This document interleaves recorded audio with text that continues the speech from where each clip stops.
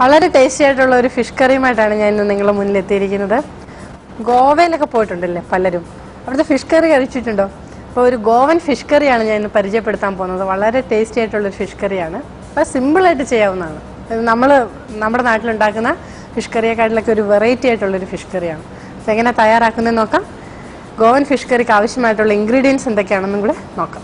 തേങ്ങ, സവാള, നെമ്മീൻ, മല്ലിപ്പൊടി, മുളക് പൊടി, മഞ്ഞൾപ്പൊടി, മല്ലിയില, ഉപ്പ്, വെളുത്തുള്ളി, പെരിഞ്ചീരകം, വെളിച്ചെണ്ണ, തക്കാളി, കറിവേപ്പില, കൊടംപുളി. ഇത്രയാണ് ഗോവൻ ഫിഷ് കറിക്ക് ആവശ്യമായിട്ടുള്ള ഇൻഗ്രീഡിയൻസ്. ഇത് തയ്യാറാക്കുന്നത് എങ്ങനെയാണെന്ന് നോക്കാം. ഗോവൻ ഫിഷ് കറിക്ക് ഒരു അരപ്പ് തയ്യാറാക്കണം. അപ്പോൾ അരപ്പ് എങ്ങനെയാണ് തയ്യാറാക്കുന്നത് നോക്കാം. ഒരു മുറി തേങ്ങ തിരുമ്മി വെച്ചിരിക്കുന്നതാണ്. ഒരു മുറി തേങ്ങ തിരുമ്മി വെച്ചത് ഒരു ബൗളിലേക്ക് ഇടാം. മല്ലിപ്പൊടി, 1 സ്പൂൺ മല്ലിപ്പൊടി,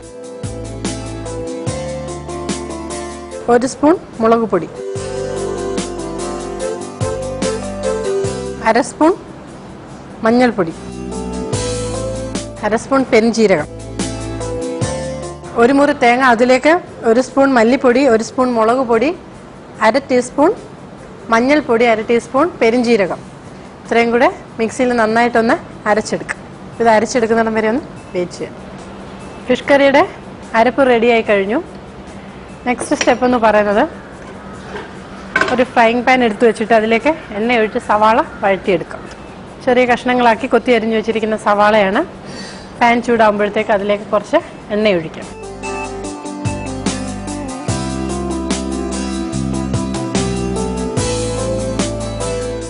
എണ്ണ നന്നായിട്ട് ചൂടായിട്ടുണ്ട്. അതിലേക്ക് സവാള ഇടാം.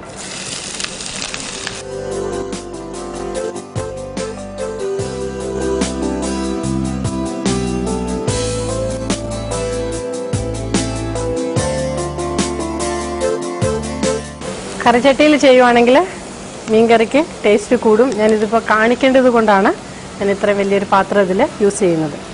മൺചട്ടിയിൽ ഉണ്ടാക്കുവാണെങ്കിൽ ഫിഷ് കറിക്ക് കുറച്ചുകൂടി ടേസ്റ്റ് ആയിരിക്കും.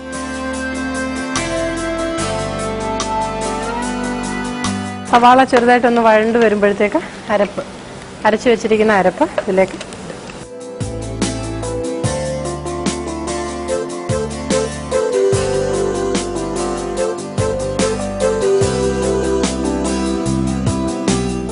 അരപ്പും ഈ സവാളയുടെ കൂടെ തന്നെ എണ്ണയിലിട്ട് നന്നായിട്ടൊന്ന് വഴറ്റിയെടുക്കുക.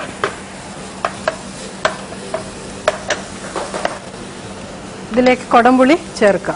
2 കഷ്ണം, ചെറിയ കഷ്ണം കൊടംപുളി ഇതിലേക്ക് ചേർക്കുക. കൊടംപുളി ഇടുന്നതിനൊപ്പം തന്നെ ഉപ്പ്, മീനും അരപ്പിനും ആവശ്യമായിട്ടുള്ള ഉപ്പും കൂടി ഇതിലേക്ക് ചേർത്ത് കൊടുക്കുക. കൊടംപുളി കുറച്ച് ഇട്ടാൽ മതി. തക്കാളി ഇതിലേക്ക് നമ്മൾ യൂസ് ചെയ്യുന്നുണ്ട്. അതുകൊണ്ട് കുറച്ച് കൊടംപുളി മാത്രം ഇതിലേക്ക് ചേർത്താൽ മതി. 2 ചെറിയ കഷ്ണം കൊടംപുളി, മല്ലിയില, കുറച്ച് മല്ലിയിലയും കൂടി ഇതിലേക്ക് ചേർക്കും.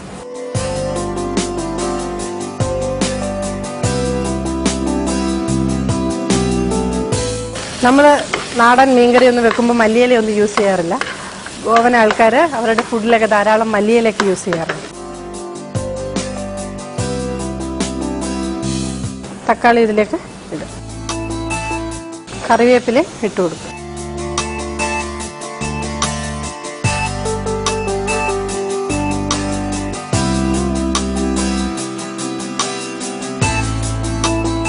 കുറച്ചേറെ വെള്ളം ഇതിലേക്ക് ഒഴിച്ചു കൊടുക്കുക.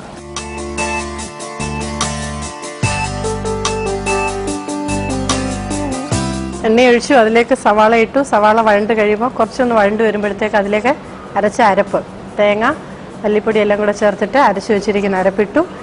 അരപ്പ് ചെറുതായിട്ടൊന്ന് വെന്ത് വരുമ്പോഴത്തേക്ക് അതിലേക്ക് കൊടംപുളി, ഉപ്പ്, മല്ലിയില അരിഞ്ഞു വെച്ചിരിക്കുന്നതും എല്ലാം കൂടെ ചേർത്തു. അതിലേക്ക് ഒരു 2 തക്കാളി അരിഞ്ഞത് കൂടെ ചേർത്തു. ഇത്ര അരപ്പും ഒഴിച്ചിട്ട് വെള്ളം, മീൻ കഷ്ണവും അരപ്പും കൂടെ വേവാനായിട്ടുള്ള വെള്ളം ഒഴിച്ചിട്ടുണ്ട്. ഇതൊന്ന് അടച്ചു വെച്ച് നന്നായിട്ടൊന്ന് വേവിക്കാം. അടച്ചു വെച്ച് നന്നായിട്ടൊന്ന് വേവിച്ചെടുക്കാം. മീനിൻ്റെ ഗ്രേവി നന്നായിട്ട് വെട്ടി തിളയ്ക്കുന്നുണ്ട്. മീനിൻ്റെ കഷ്ണം ഇതിലേക്ക് ഇട്ട് കൊടുക്കാം.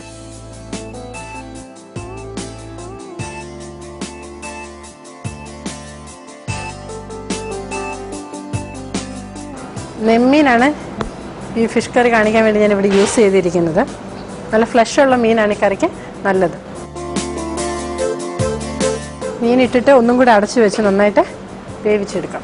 ഇത് മീൻ വെന്ത് ഗ്രേവി എല്ലാം ഇതിൽ പിടിക്കുന്നിടം വരെ ഒന്ന് വേവിച്ച്. ഗോവൻ ഫിഷ് കറി ഏകദേശം റെഡിയായി കഴിഞ്ഞു. ഇനി ഒരു സ്റ്റെപ്പും കൂടെ ഉണ്ട്. കുറച്ച് വെളുത്തുള്ളി ചെറുതായിട്ട് അരിഞ്ഞിവിടെ വെച്ചിട്ടുണ്ട്. വാങ്ങുന്നതിന് മുമ്പ് കുറച്ച് വെളുത്തുള്ളി ഇതൊന്ന് തൂവി ഇതിലേക്ക് ഇടുക. എന്നിട്ട് ഗ്യാസ് ഓഫ് ചെയ്യുക.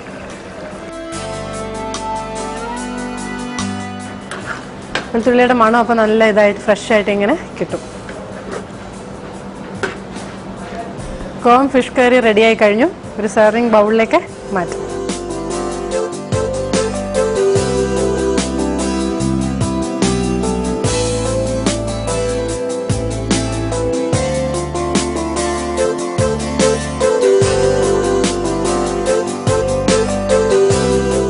സ്വാദേറിയ ഗോവൻ ഫിഷ് കറി റെഡിയായി കഴിഞ്ഞു.